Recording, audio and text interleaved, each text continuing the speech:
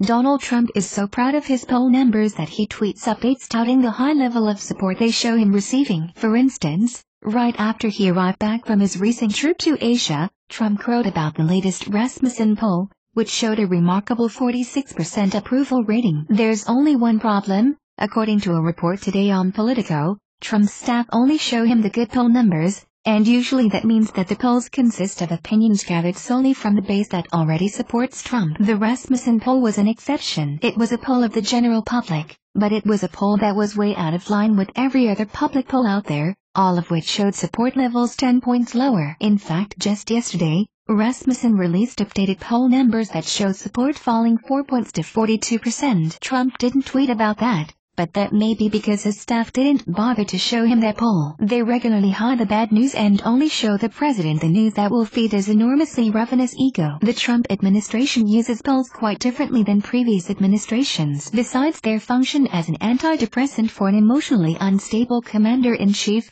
the polls are used as cudgels to keep unruly Republicans on board with the president's agenda. The polls are about the base. One advisor said he cares about the base. Other than dividing the poll respondents into traditional demographic categories, Trump's poll data includes categories like steady Trump voters, soft Trump voters, lean Dem independent voters, white working class men, suburban women, and, of course, Trump's base. Neil Newhouse, a leading Republican pollster, said the White House's polling presentation was a canny way to use the data they collect. I would call this strategic polling. Where this is going to sound maybe a little crass, they don't really care where all Americans stand on the issue of tax reform, because 35 to 40% of Americans are never going to support anything he does, said Newhouse. Why should I spend my money trying to find out what they think? The problems come in two circumstances: when the numbers show that Trump is losing his base, and when the disparity between the general public and Trump's base grows so large that decisions are made based on the opinions of an ever-shrinking number of people. In fact, in their constant efforts to only present numbers that the president will like, his staff has created a system that has rendered the polling data virtually useless. According to Politico, several senior officials said they don't trust the internal polls because they're delusional or just not accurate.